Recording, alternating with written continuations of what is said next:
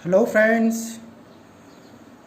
Lockdown तो खुल चुका है और उम्मीद है कि परीक्षाओं का सिलसिला बहुत ही जल्द प्रारंभ होने जा रहा है। मोस्ट पॉसिबल है कि यूजीसी की परीक्षा अगस्त में हो जाएगा। वहीं छत्तीसगढ़ लोक सेवा आयोग में असिस्टेंट प्रोफेसर का एग्जामिनेशन का डेट भी बहुत ही जल्द डिक्लेयर हो सकता है। तो चलिए हम सब मिलकर अपने लक्ष्य को प्राप्त करने की दिशा में अगला कदम बढ़ाते हैं। हम लोग पढ़ रहे हैं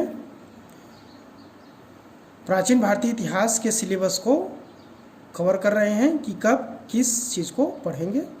तो उसी का अभी का एक कड़ी है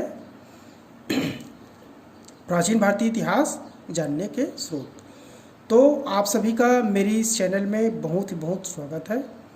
आप लोग इस वीडियो में अंत तक मेरे साथ बने रहें और हम लोग देखते हैं कि प्राचीन भारतीय इतिहास के जानने के स्रोत को डीप कवर करेंगे। हमारी परीक्षा के दृष्टिकोण से ये बहुत ही महत्वपूर्ण है। तो आप सभी मेरे साथ बने रहें और हम सब मिलकर अपने लक्ष्य को प्राप्त कर सकेंगे, ऐसा मेरा विश्वास है। तो source of Asian Indian history में देखते हैं, पहला है आर्कोलॉजिकल सोर्स, पुरातात्विक स्रोत। दूसरा है साहित्यिक स्रोत। चूँकि प्राचीन भारतीय इतिहास में ज़्यादातर मनुष्य पाषाण काल तक, ताम्र पाषाण काल तक असभ्य था, जंगलों में रहते थे, बर्बर रूप से जीविकोपार्जन करते थे, कंदमूल इकट्ठा करना, शिकार करना, अस्थायी जीवन जीना, अस्थायी कृषि करना इनका मुख्य व्यवसाय रहा है। तो ऐसे में प्राचीन भारतीय इतिहास का जानने का पुरातात्विक स्रोत का महत्व स्वयं बढ़ जाता है। कहने का तात्पर्य यह है कि प्राचीन भारतीय इतिहास का मुख्य स्रोत या ज़्यादातर स्रोत जो है पुरातात्विक स्रोत प्राप्त हुआ है, जिसमें पुरातात्विक स्रोत के अंतर्गत अभिलेख, सिक्के, मूर्तियाँ, स्मारक, भवन, शैलाश्रय एवं चित्रकला, इतना जो है पुरातात्विक स्रोत के अंतर्गत हम लोग इसको पढ़ेंगे। जैसे अभिलेख में देखेंगे, सबसे प्राचीन अभिलेख के बारे में बात करते हैं।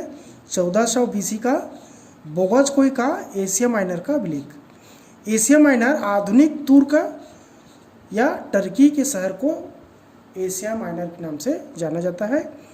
यह एशिया माइनर आधुनिक टर्की में था, जो कि 1400 BC का है, जिनको बोगजकोई अभिलेख के नाम से जाना जाता है। इस अभिलेख में मुख्य रूप से 4 वैदिक देवताओं का नाम मिलता है: इंद्र, मित्र, वरुण और नासत्य। यह 4 वैदिक देवता जो कि 1400 BC में पाए जाने वाले बोगजकोई अभिलेख, जो कि एशिया माइनर, जिनका आधुनिक जगह है टर्की या तुर्की, इनसे मिला है। इसमें 4 मुख्य वैदिक देवता है: इंद्र, मित्र, वरुण और नासत्य। अनेकों बार परीक्षा में पूछा गया है, मोस्ट इम्पॉर्टेंट है यह। इसके बाद आता है अशोक के अभिलेख। अशोक के 14 बृहद अभिलेख, फिर लघु अभिलेख, फिर स्तंभ अभिलेख। ये सारे अभिलेख पुरातात्विक स्रोत के अंतर्गत हम लोग इसको पढ़ेंगे। अशोक के बहुत सारे अभिलेख जो है ब्राह्मी लिपि में है, कुछ अरमाइक लिपि में है, कुछ ब्राह्मी और अरमाइक लिपि में है। पश्चिमोत्तर भारत में अफगानिस्तान के क्षेत्र में पाए जाने वाला लिपि अरमाइक और ब्राह्मी लिपि में है। इस प्रकार अशोककालीन अभिलेख को डीप में स्टडी करेंगे। रुद्रदामन का जूनागढ़ अभिलेख, यह रुद्रदामन गिरनार जो कि गुजरात में है, महत्वपूर्ण स्रोत व्यक्त करता है। वहीं गुप्त शासक स्कंदगुप्त का भीतरी गांव का अभिलेख, हरिसेन का प्रयाग प्रशस्ति अभिलेख।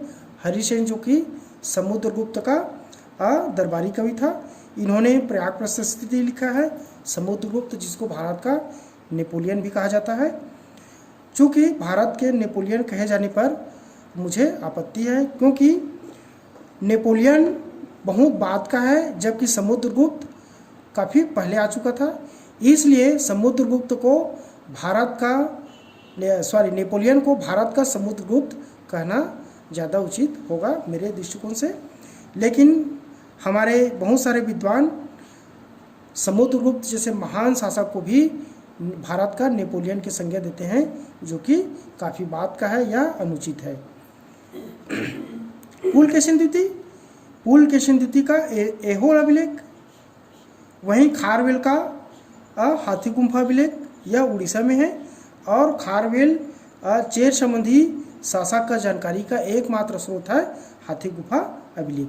इस प्रकार हम लोग अभिलेख को डीप कवर करेंगे पुरातात्विक स्रोत में। उसी प्रकार देखेंगे सिक्के, आहा सिक्के, फिर अन्य सिक्के जो हैं किस प्रकार का था, समुद्रगुप्त सिक्का कैसा था, लक्ष्मी का चित्र बना हुआ था और उसमें वीणा बजाते हुए दिखाया गया है। फिर चंद्रगुप्त विक्रमादित्य के सिक्के, फिर विदेशी आक्रमण जो आए थे उनका पहला सोने का सिक्का, है ना। इस प्रकार सारे सिक्कों को हम लोग इसमें अध्ययन करेंगे। फिर मूर्तियाँ देखेंगे किस प्रकार का गंधार शैली में किस प्रकार मूर्ति बना है, मथुरा शैली में किस प्रकार मूर्ति बना है, और द्रविड़ शैली में किस प्रकार मूर्ति बना है, इसको भी हम लोग डीप कवर करेंगे। अगला है स्मारक। हमारे पुरखों ने बहुत सारे भवन बनाए हैं, जैसे लाल किला है ना, ताजमहल है। इन सारी चीज़ें जो है, चूँकि ताजमहल तो मध्यकालीन भारत का है, लेकिन फिर भी इसी प्रकार के अन्य स्मारक हम लोग देखेंगे। भवन किस प्रकार बने थे, शैलाश्रय जैसे भीमबेटका का शैलाश्रय, उसमें बहुत सारे चित्रकारी किया गया था, जो कि विश्व का प्राचीनतम शैलाश्रय है और चित्रयुक्त शैलाश्रय है ना। इस प्रकार पुरातात्विक स्रोत को हम लोग देखेंगे। यही प्राचीन भारतीय इतिहास का महत्वपूर्ण स्रोत है साहित्यिक स्रोत। साहित्यिक स्रोत में देखेंगे लौकिक स्रोत, अगला है अलौकिक स्रोत और विदेशी विवरण और जीवनी। लौकिक स्रोत का मतलब होता है धार्मेतर साहित्य, यानी कि धर्म से उत्तर साहित्य, जो कि धार्मिक साहित्य नहीं है लेकिन वे साहित्यिक स्रोत है, उसको हम लोग धार्मिक साहित्य के रूप में अध्ययन करेंगे। अलौकिक स्रोत जो कि धार्मिक साहित्य के अंतर्गत आएगा। इसमें मुख्य रूप से दो है, एक तो ब्राह्मण साहित्य है और दूसरा है ब्राह्मण इतर साहित्य। ब्राह्मण साहित्य में देखेंगे वेद, 4 प्रकार के वेद, ऋग्वेद, यजुर्वेद, सामवेद और अथर्ववेद। उपनिषद का तात्पर्य होता है गुरु के समीप बैठकर विद्या अध्ययन करना। वेदांत 6 प्रकार का है, इसको भी हम लोग देखेंगे। बहुत सारे सूत्र है ना, धर्म सूत्र है, इसको भी ब्राह्मण साहित्य के अंतर्गत रखा गया है। इसी प्रकार 18 प्रकार का पुराण है। रामायण और महाभारत जो कि महाकाव्य है, इसको भी ब्राह्मण साहित्य में देखेंगे। अरण्यक का तात्पर्य होता है जंगल में जाकर अध्ययन करना। और स्मृतियाँ जैसे कि बहुत सारे हैं, जैसे मनु स्मृतियाँ, नारद स्मृतियाँ, इन सारे चीज़ों को हम लोग अध्ययन करेंगे साहित्यिक स्रोत में, अलौकिक धार्मिक साहित्य स्रोत में। उसके बाद देखेंगे ब्राह्मणेतर साहित्य, जो कि ब्राह्मण ग्रंथ नहीं है लेकिन साहित्यिक स्रोत है, जैसे बौद्ध ग्रंथ, जैन ग्रंथ, अन्य ग्रंथ जैसे आजीवक संप्रदाय, सांख्य दर्शन, काम्पिल्य के सांख्य दर्शन, चारवाक का आजीवक संप्रदाय, इन सारी चीज़ों को हम लोग इसमें प्राचीन भारतीय इतिहास के स्रोत के अंतर्गत अध्ययन करेंगे। अब देखते हैं विदेशी विवरण जैसे हेरोडोटस है ना, यह यूनान का पहला इतिहासकार था जिनको इतिहास का जनक माना जाता है। Father of the history Herodotus, इन्होंने हिस्टोरिका नामक किताब लिखा है। और इतिहास का वास्तविक पिता अगर कि परीक्षा में आ जाए तो उसका उत्तर होता है थ्यूसोडिडिस, यह भी यूनान का है, जिसको इतिहास का द्वितीय पिता के नाम से भी जाना जाता है, थ्यूसोडिडिस को। लेकिन इतिहास के पिता के नाम से हेरोडोटस को जाना जाता है। मेगास्थनीज ने लिखा है इंडिका। डायमेकस है ना, ये कहाँ का था, इसने क्या लिखा है, इससे हमें इतिहास में क्या जानकारी मिलता है, इसको भी हम लोग देखेंगे। डायोनिसस, जिन्होंने बेस नगर में गरुड़ स्तंभ का निर्माण कराया था, और ये किसका राजदूत था, और ये भागवत धर्म का साक्ष्य प्रस्तुत करता है भारत में, इसको भी हम लोग देखेंगे। टालेमी को देखेंगे। फिर प्लिनी नेचुरल हिस्ट्री लिखा है, प्लिनी का महत्वपूर्ण किताब है नेचुरल हिस्ट्री। स्ट्रैबो ज्योग्राफी लिखा है। हेनसांग यह महत्वपूर्ण चीनी यात्री था। पहला चीनी यात्री फायांग था जो कि आपका चंद्रगुप्त द्वितीय विक्रमादित्य के शासनकाल में आया था, किंतु हेनसांग अंतिम हिंदू शासक हर्षवर्धन के शासनकाल में 606 से 647 के बीच में या 629 में भारत आता है। और ये किन किन राज्यों में विचरण करता है, यह छत्तीसगढ़ में भी 629 में आता है और यह सिरपुर में ये विचरण करता है। इनका सिरपुर में इनका निवास का साक्ष्य भी है, चूँकि यह भारत में बौद्ध धर्म का अध्ययन करने आया था। इसी प्रकार अगला चीनी यात्री है इत्सिंग, फिर फायान पहला चीनी यात्री था। हेनसांग का रचना है सी यू की, इसको हम लोग अध्ययन काल में देखेंगे। और हेनसांग ने क्या किस प्रकार का भारत के संदर्भ में वर्णन किया है, इससे भारतीय इतिहास का किन किन चीज़ों से जानकारी मिलती है, इसको भी हम लोग देखेंगे। अब अरब यात्री जैसे अल बरूनी महमूद गजनवी के शासनकाल में आया था। सुलेमान प्रमुख अरब यात्री है जो कि 10वीं और 11वीं शताब्दी में आया था। बहुत सारे राजघरानों में इनका विचरण करता है और इन्होंने बहुत महत्वपूर्ण ऐतिहासिक साक्ष्य इनसे मिलता है, सुलेमान से, इसको भी देखेंगे। अल मसूदी है ना, अल मसूदी को भी हम लोग डीप कवर करेंगे। इसके बाद है शाहनामा, किसने लिखा है ना, इसको भी देखेंगे, जीवनी के अंतर्गत आ गया शाहनामा।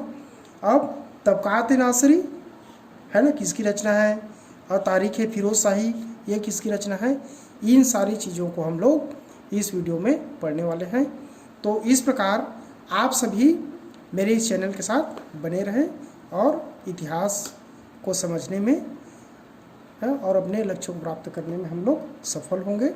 अगर आप अच्छी किताब पढ़ते हैं और अच्छी चैनल्स के साथ आप बने रहते हैं तो निश्चित रूप से हम अपने उद्देश्य को प्राप्त करने में सफल होंगे, यह मेरा पूर्ण विश्वास है।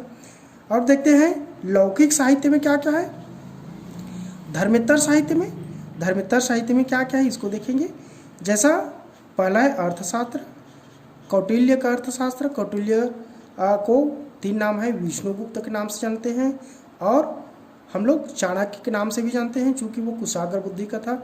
और किस प्रकार उन्होंने मौर्य सम्राट चंद्रगुप्त मौर्य को अंतिम नंद शासक घनानंद की हत्या कर किस प्रकार वे नंद वंश को समाप्त करके मौर्य साम्राज्य की स्थापना करता है, इसको भी हम लोग देखेंगे। तो उनकी रचना है अर्थशास्त्र, 15 भागों में है। इसमें 10 प्रकरण हैं और 15 अध्याय है, इसको हम लोग डीप देखेंगे। इसी प्रकार विशाखदत्त का मुद्रा राक्षस है, इसको भी हम लोग देखेंगे। और सोमेश्वर का कथा सरित सागर है और बृहद कथा मंजरी, फिर पतंजलि का महाभाष्य, फिर आपका है कालिदास का मालविक अग्निमित्र है ना। कालिदास का बहुत सारी रचना है, रघुवंशम, मालविक अग्निमित्रम, विक्रम संहारक है ना। इन सारी चीज़ों को हम लोग इस प्राचीन भारतीय इतिहास में कवर करेंगे। तो मित्रों देखते हैं और कुछ है। इसके बाद आता है हम लोग प्राचीन भारतीय इतिहास के स्रोत को हम लोग यहाँ पर कवर कर रहे हैं, तो इतना इसमें है। इसके बाद हम लोग देखेंगे प्राचीन भारतीय इतिहास में हमारा अगला टॉपिक होगा वैदिक काल। वैदिक काल में क्या क्या चीज़ पढ़ेंगे उसको भी देख लेते हैं। वैदिक काल को 2 पार्ट में बांटा गया है।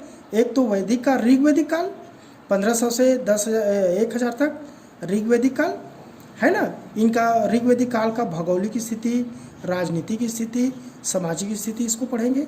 फिर 1000 से 600 BC तक उत्तर वैदिक काल, जिसमें यजुर्वेद की रचना होती है, सामवेद की रचना होती है और अथर्ववेद की रचना होती है।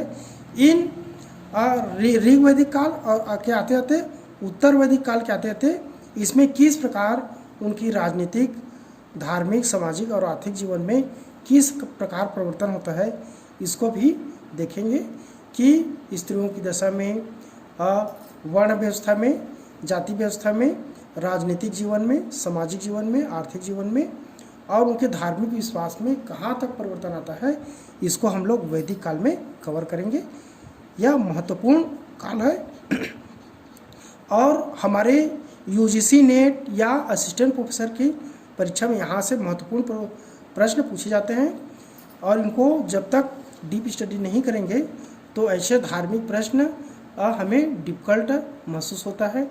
और ऐसे धार्मिक प्रश्न या इस प्रकार के जो ऐतिहासिक प्रश्न हैं जिसमें पुराण से संबंधित है, मनुस्मृति स्मृति से संबंधित है, ऐसे प्रश्न निश्चित रूप से कठिन महसूस होता है, क्योंकि हम लोग अपने अध्ययन को सही दिशा में नहीं करते हैं। इसीलिए हमें प्रॉब्लम में लगने वाली प्रश्न लगता है। तो बिल्कुल आप घबराए नहीं और मेरे साथ बने रहें, तो निश्चित रूप से यह कठिन से कठिन प्रश्न भी आप लोगों के समक्ष बहुत ही सरल तरीके से पढ़ाया जाएगा। ऐसा मेरा विश्वास है कि हम लोग पढ़ेंगे, रटेंगे नहीं, लेकिन ऐसा पढ़ेंगे कि कोई भी प्रश्न परीक्षा में हमसे बचेगा नहीं और निश्चित रूप से हम लोग अपने लक्ष्य को प्राप्त कर पाएंगे। यह मेरा दृढ़ विश्वास है। आप लोग मेरे साथ बने रहें। देखते हैं वैदिक काल के अंतर्गत प्रमुख दर्शन है ना, और उनके रचिता, जिस प्रकार सांख्य दर्शन है, आपका शैव धर्म से बहुत सारे है, जैसे पशुपति, लिंगायत, कपालिक है ना, और सांख्य दर्शन, पतंजलि का महाभाष्य है ना, इन सारे दर्शन को हम लोग इसमें कवर करेंगे। और विशेष रूप से हम लोग देखेंगे इसके बाद वैदिक काल का विशेष पढ़ेंगे, जो कि परीक्षा के दृष्टिकोण से अति महत्वपूर्ण होगा। फिर अगला टॉपिक हम लोग कवर करेंगे ईसा पूर्व 6ठी शताब्दी के धार्मिक आंदोलन है ना, ईसा पूर्व 6ठी शताब्दी में धार्मिक आंदोलन। चूँकि दोस्तों इस समय वैदिक काल में, उत्तर वैदिक काल के आते आते भारत में धार्मिक रूढ़िवादिता और जड़ता इतनी अधिक पैठ कर जाते हैं लोगों के दिलो दिमाग में, उनका कर्मकांड, ब्राह्मणवादी व्यवस्था इतनी अधिक बढ़ जाती है कि लोगों को उसमें जीना अपने आप में दुभर महसूस होता है।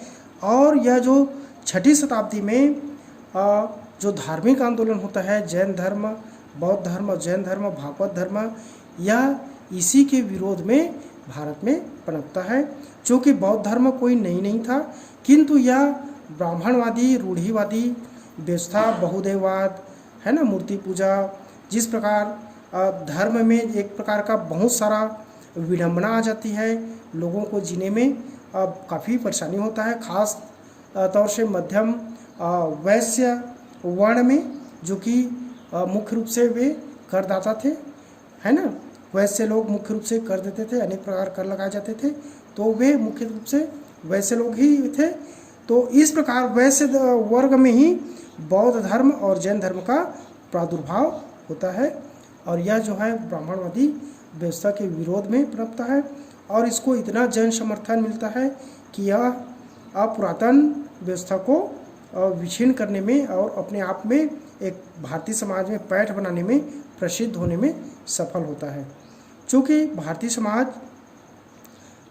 में रूढ़िवादिता को कभी भी स्वीकार नहीं किया है ना, इसीलिए जैन धर्म और बौद्ध धर्म जैसे अनईश्वरवादी और अनात्मवादी धर्म है दोनों, जिसमें बहुत ही ज़्यादा धार्मिक विश्वास के साथ लोग इतने कड़े पाबंदी के साथ भी लोग जीना पसंद करते हैं, जबकि वे हिंदू धर्म के विरोध में मुख्य रूप से पनपते हैं और वे तत्कालीन राज व्यवस्था में उनको संरक्षण मिलता है, बहुत सारे राजा उनको संरक्षण देते हैं। इतना ही नहीं, बौद्ध धर्म तो भारत के बाहर भी, जैसे चीन, नेपाल, श्रीलंका आदि जगहों में, तिब्बत आदि जगहों में अपनी पैठ बनाने में सफल होते हैं। तो इनका क्या कारण है, इसको भी हम लोग डीप स्टडी करेंगे। इसके बाद देखेंगे भागवत धर्म है ना, वैष्णव धर्म, इसको भी डीप कवर करेंगे। शैव धर्म, अभी हमने बताया कि शैव धर्म किस प्रकार का था, जिसको दक्षिण भारत में नैनार के नाम से जाना जाता था, और इनके मुख्य रूप से 4 प्रकार थे, जैसे कपालिक है, लिंगायत है, काला मुख है ना। ये हम लोग इसमें शैव धर्म में पूरी तरह डीप स्टडी करेंगे। इसके बाद देखते हैं शाक्त या शक्ति पूजा या देवी पूजा है ना। भारत में बहुत सारा देवी पूजा के साक्ष्य मिलते हैं, छत्तीसगढ़ में भी आप लोग देख लीजिए है ना। दंतेश्वरी का दंतेश्वरी माता है ना, डोंगरगढ़ का बम्बेश्वरी, रतनपुर का महामाया है ना, चंद्रपुर का चंद्रहासनी, ये देवी पूजा के छत्तीसगढ़ में बहुत सारे साक्ष्य हैं। इसी प्रकार भारत में भी देवी पूजा का साक्ष्य प्राचीन है, इसको भी हम लोग देखेंगे। इसके बाद आता है हमारा प्राचीन भारतीय इतिहास में अगला कड़ी आता है हमारा महाजनपदों का उदय। किस प्रकार ये जो जनपद का उदय होता है, 1000 ईसा पूर्व में लौह तत्व का प्रचलन प्रारंभ होता है, लौह युग आता है। और इस लोहे के प्रयोग से मानव ने जंगल को किस प्रकार साफ किया और कृषि में वे विशाल मात्रा में कृषि प्रारंभ किया, इससे जनपदों का विकास संभव हुआ। और यह किस प्रकार 16 महाजनपद इस समय हमें मिलता है और इन 16 महाजनपदों में मगध का किस प्रकार उत्कर्ष होता है, इसको भी हम लोग देखेंगे। 16 महाजनपद में कौन कौन सा महाजनपद है जो काफ़ी फेमस रहा है, उसको भी हम लोग देखेंगे, उसकी क्या क्या राजधानी है और उन सभी महाजनपदों का जो महत्वपूर्ण 5-6 महाजनपद है उसको काफ़ी डीप में कवर करेंगे, जिसमें से अधिकतर प्रश्न पूछे जाते हैं। फिर मगध राज्य का उत्कर्ष, इन्हीं महाजनपदों में से अंततः मगध राज्य जो है किस प्रकार उत्कर्ष होने में सफल होता है, बाकी महाजनपद क्यों सफल नहीं हो पाता, इसको भी हम लोग देखेंगे। अगला हमारा बिंदु रहेगा हर्यक वंश। मगध राज्य के उत्कर्ष में यह मगध का ही है, 544 से 512 बीसी तक हर्यक वंश। फिर आता है शिशुनाग वंश जो कि 412 से 344 तक शासन करता है। और अंत में आता है नंद वंश। यही नंद वंश का अंतिम शासक होता है घनानंद, जिसको चंद्रगुप्त मौर्य और कौटिल्य उसके गुरु ने मिलकर उखाड़ फेंकता है और मौर्य वंश की भारत में नींव डालता है, जो कि भारत का प्रथम विशाल केंद्रीकृत शासन है। इसको हम लोग आगे देखेंगे, मौर्य वंश। तो अब तक मित्रों अब तक हम लोग यहाँ तक इसको विराम देते हैं। अगले वीडियो में हम लोग देखेंगे मौर्य वंश को कवर करेंगे। फिर मौर्योत्तर काल में क्या क्या किस प्रकार का शक, कुषाण, सातवाहन आया, जो कि विदेशी यात्री थे, विदेशी आक्रमणकारी थे, और वे भारत में आकर किस प्रकार भारत के ही स्थायी बनकर रह गया था, इसको भी हम लोग कवर करेंगे। फिर अगला देखेंगे हम लोग गुप्त काल। गुप्त काल का किस प्रकार उत्कर्ष होता है, जो कि भारत का बहुत ही बड़ा विशाल केंद्रीकृत साम्राज्य था। इसमें देखेंगे श्रीहर्ष श्रीगुप्त उसके संस्थापक होते हैं, घटोत्कच, फिर चंद्रगुप्त प्रथम, फिर चंद्रगुप्त द्वितीय, समुद्रगुप्त है ना, कुमारगुप्त, स्कंदगुप्त। इस प्रकार उत्तरोत्तर गुप्त को भी देखेंगे और गुप्तोत्तर काल को भी हम लोग देखेंगे कि किस प्रकार गुप्तों का पतन होता है। और भारत में गुप्तोत्तर काल वर्धन वंश, मौखरी वंश, सोम है ना, 3 महत्वपूर्ण वंश होता है गुप्तोत्तर काल में। गुप्तों के पतन के बाद इसको भी हम लोग इतिहास में देखेंगे। यह हमारा प्राचीन भारतीय इतिहास का महत्वपूर्ण सिलेबस है, जिसको हम लोग कवर करेंगे। गुप्तोत्तर काल के बाद देखेंगे हर्षवर्धन, 606 से 647 तक यह अंतिम शासक होता है प्राचीन भारतीय इतिहास का, जिसको अंतिम हिंदू शासक भी माना जाता है। इस प्रकार हमारा यह जो चैप्टर है प्राचीन भारतीय इतिहास का हर्षवर्धन के काल के बाद समाप्त हो जाता है। फिर हम लोग देखेंगे अगले वीडियो में पूर्व मध्यकाल और फिर मध्यकाल को पूरा कवर करेंगे। इस प्रकार हमारा जो सिलेबस है प्राचीन भारतीय इतिहास का कंप्लीट होगा। तो तब तक मित्रों आप लोग मेरे साथ बने रहें और पूरे विश्वास के साथ बने रहें। निश्चित रूप से आप लोगों को काफ़ी डीप स्टडी मैं कराऊंगा और हम सभी अपने लक्ष्य को निश्चित रूप से प्राप्त कर सकेंगे।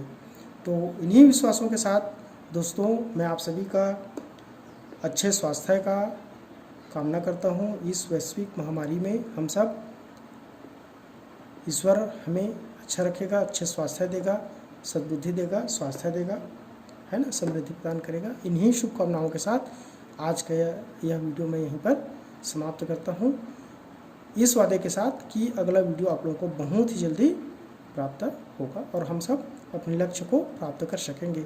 जय हिंद।